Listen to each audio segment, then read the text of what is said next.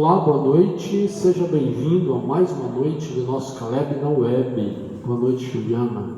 Boa noite, irmão Gilmar, boa noite a você que está aí assistindo o nosso vídeo mais uma vez. Obrigado por estar participando do nosso projeto Missão Caleb na Web. Esse projeto tem sido beneficioso, digamos assim, tanto para nós quanto para vocês, eu tenho certeza, né?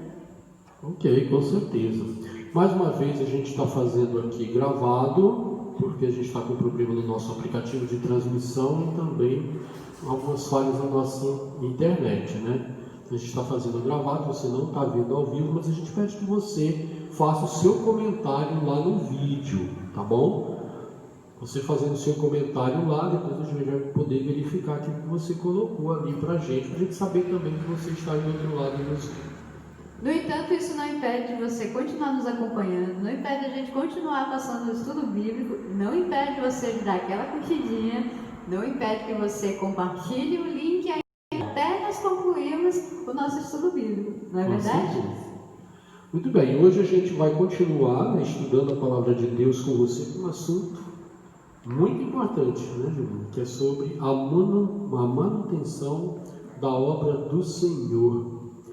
E como é que se dá isso? Você já parou para pensar, né? Não sei se você que está nos vendo aí já parou para pensar, por exemplo, como é que se mantém os pregadores do Evangelho? Por exemplo, os pastores, como é que eles se mantêm, né? Como é que se mantém os missionários? Aqueles missionários que viajam lá, né, para os países distantes, ou então para algum município aí do interior para fazer trabalho missionário. Como é que essas pessoas se mantêm? As pessoas que trabalham na obra de forma em geral, na parte administrativa, né, cuidando ali dos afazeres administrativos da obra, né, fazendo os planejamentos ali da pregação do Evangelho, do avanço da pregação do Evangelho, como que essas pessoas se sustentam? De onde vêm os recursos? O nosso estudo vai responder exatamente a essa pergunta. Como é que faz? Como é que se mantém esse povo, né? De onde vem? Então, Deus, Ele planejou tudo, Ele pensou em tudo, porque afinal de contas, tudo que nós passamos aqui foi o plano de Deus, não só para a igreja, mas para você também, né? E em especial para nós que estamos passando aqui o estudo, para você, enfim, todos nós estamos aí na categoria dos que são beneficiários dos planos de Deus. Com certeza. E Deus, Ele sabendo disso, né, que ia ter um grupo selecionado. Aliás, quando Deus orienta Moisés ali na construção do santuário, né, que foi um dos nossos temas anteriores aqui, Ele institui também ali a pessoa dos sacerdotes. E os sacerdotes, eles vinham da tribo de Levi, né? Eram os chamados levitas, né? Que ficavam ali no santuário atuando. E essas pessoas, elas, na hora da distribuição ali, né? Na terra prometida, né? Dos espaços, dos pedaços de terras, vamos dizer assim, né? Os levitas, eles não herdaram, sabia disso, Juliano?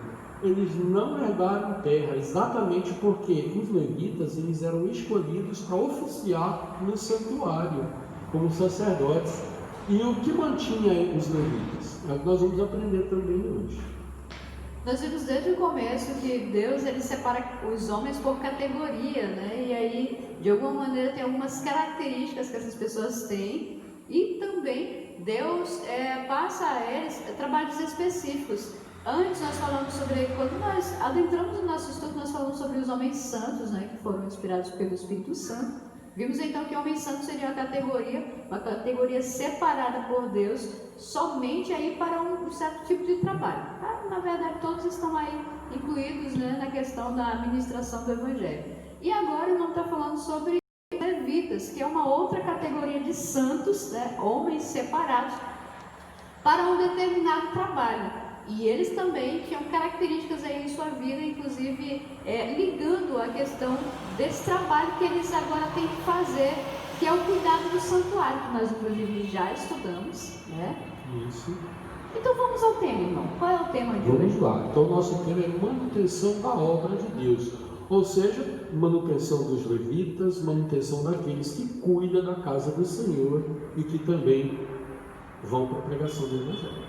A gente está falando dos levitas, foram os homens que cuidavam da obra no passado. E hoje, irmão, quem são os levitas? Os levitas hoje representam aqueles que cuidam da obra do Senhor, por exemplo, os pastores, nós poderíamos colocar na categoria dos levitas, ou de sacerdotes também, né? Aliás, os sacerdotes eram, aliás,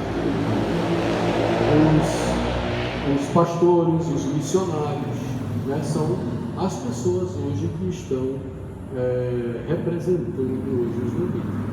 Muito bem. Vamos ao que diz a Bíblia sobre esse tema especial que é a manutenção da obra do Senhor. Vamos então? Muito bem, só que aí para manter esse povo, né, essas pessoas que cuidam da obra do Senhor, Deus tinha que ter uma estratégia para que isso acontecesse. E aí ele apela agora, né, ao coração dos seus fiéis, daqueles que o adoram, né?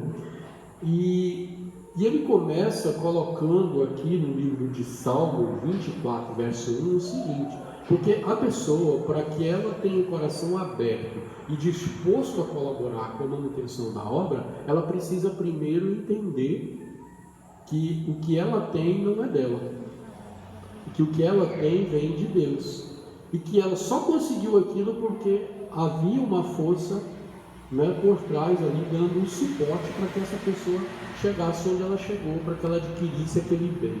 Certo? Ela precisa compreender o sistema de troca que existe, né, na questão da obra, da manutenção da obra de Deus. Porque realmente você tocou. Tem que haver a compreensão que o sistema é alguém que está acima de nós, que confia o cuidado, né, das riquezas, das finanças, entre outras coisas, a nós, mas que tem um sistema de retorno, né? E aí que entra essa questão, entra inclusive o Salmo 24 que a gente vai ler agora. Exatamente, o que diz assim: ao Senhor pertence a terra e tudo o que nela há. Antes de nós destrincharmos o verso, né, a gente vai fazer aquela oração, tá bom? Nós nos empolgamos aqui e esquecemos de orar, né? Vamos orar. Vamos orar. Maravilhoso Pai, muito obrigada por mais esse dia, Senhor, que nós estamos transmitindo aos nossos queridos internautas e agora estudantes da Bíblia, mais um estudo, Senhor Deus, da nossa missão Caleb na web. Muito obrigada por essa dádiva e, como sempre temos pedido, que tu derrame nesse momento o teu Espírito Santo sobre nós, para que venhamos compreender, entender e aceitar mais essa mensagem tua para nós. Em nome de Jesus, amém. Amém.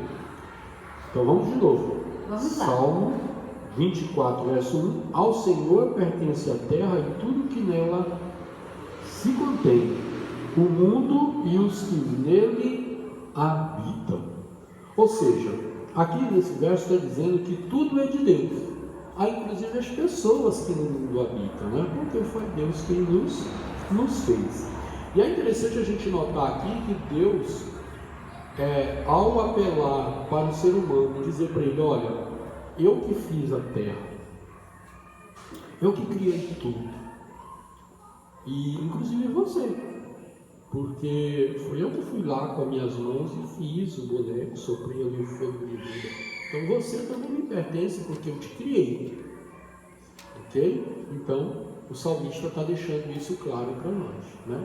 Que tudo pertence a Deus. E a gente vai entender o sentido disso, qual a relação que isso tem com a manutenção da obra de Deus. Avançando para Deuteronômio capítulo 8, verso 17 e o verso 18.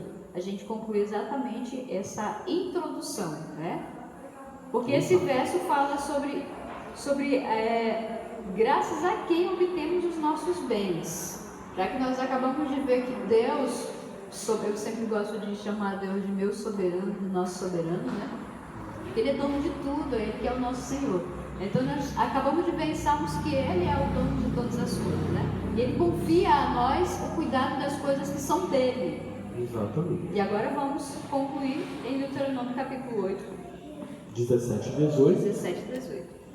Que diz o seguinte: não digas, pois, no teu coração, a minha força e o poder do meu braço me adquiriram essas riquezas.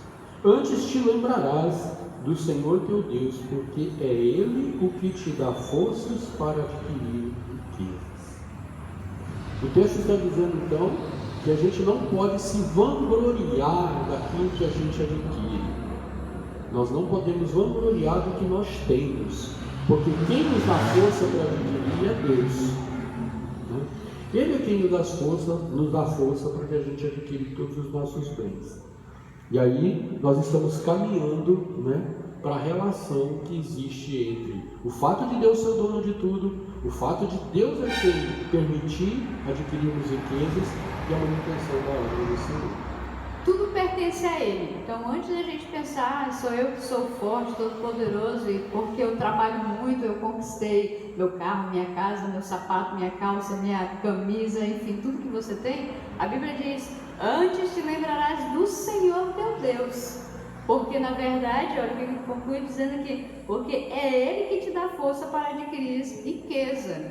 É somente por Ele. Porque já que tudo pertence a Ele, é somente por Ele permitir, de alguma maneira, que nós temos as nossas conquistas, né? Não é porque, de repente, é pelo seu intelecto, pela sua capacidade. Claro que não vamos, né, tirar os seus méritos de forma nenhuma, mas Deus, Ele é o dono de todas as coisas. Então, concernente às riquezas, é graças a Deus.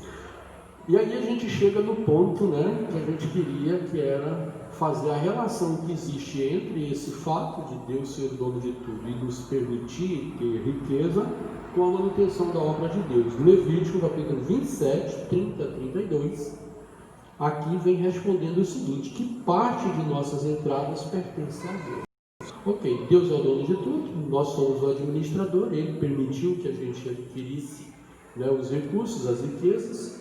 E agora, o que Ele pede de nós? Vamos ver o que diz o texto? Levítico 27, 30 a 32.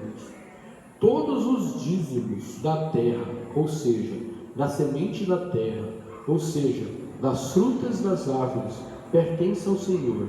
Santos são ao Senhor todos os dízimos, do gado ou do rebanho.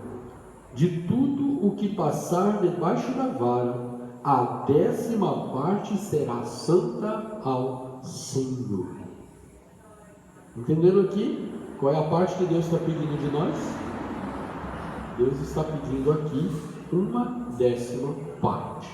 Aqui está falando de sementes, de frutas, aqui está falando de animais, porque quando o Moisés escreveu isso aqui, ele estava falando para um público de agricultores, né, de pecuaristas ali que cuidavam de animais. Mas isso serve para aqueles hoje que trabalham também, que são assalariados. Isso serve para as pessoas hoje que são donos de empresas, empresários. Isso serve hoje para você que é executivo, né? Para você que tem aquela banca na feira. De alguma maneira isso vai se adaptando, né, aos tempos de modernidade, né? Nessa época em que os versos eles são citados, havia ali um sistema de troca, né? Como por muito tempo na história, um sistema de troca, tipo, que o senhor tinha aí o que o senhor, por exemplo, era agricultor e eu cuido aqui da pecuária, né? De repente eu quero umas verduras e o senhor quer aí um novilho, né? Alguma coisa assim. Então a gente fazia a troca. E era nessa questão aí que Deus está tocando. Hoje a gente não tem mais o sistema de troca. Nosso sistema de troca hoje é o dinheiro em troca de outra coisa. Inclusive a mão de obra, né? A mão de obra hoje é dada em troca de um salário. E aí o irmão fala agora que o salário, que não é mais animais, é o quê? Qual é a parte que é dada para Deus? 1/10. Se de 10 animais Deus pedia 1, se de cada 10, por exemplo, 10 sacos, né, de grãos Deus pedia 1, de cada 10, vamos dizer, de cada 10 reais que você ganha, Deus também pede 1. É isso que ele está dizendo aqui. Então seria aí 10%. Se é grão, se é animal ou se é em dinheiro, Deus está pedindo 1, não é dele. 10%, né, de tudo aquilo que pertence a você. Vamos então continuando aqui no capítulo 23 de Mateus. O verso também é o verso 23. Isso. E a gente sempre busca atualizar, né, o nosso estudo. Como sempre tem aquela questão de, o que vale, Velho ou Novo Testamento, né? A gente sempre coloca aqui que a Bíblia inteira ela ensina a vontade de Deus na verdade. Não é isso, irmão? A Bíblia toda tem o seu valor, né? Isso. Então o irmão acabou de citar um verso no Antigo Testamento falando sobre a parte que realmente seria devolvida a Deus de tudo que Ele nos dá. E agora a Bíblia nos diz o que Jesus fala sobre o dízimo. Novo Testamento, cristianismo. Vamos ver o que diz? Será que ele aprovou esse sistema de dízimo? Sim, será que ele aprova ou desaprova? Será que ele veio para cumprir ou simplesmente para anular? Verso 23 diz assim: ai de vós, escribas e fariseus, hipócritas, porque dais o dízimo da hortelã, do endro e do cominho, e tendes negligenciado os preceitos mais importantes da lei, a justiça, a misericórdia e a fé. Devieis, porém, fazer essas coisas sem omitir aquelas. O que Jesus quer dizer?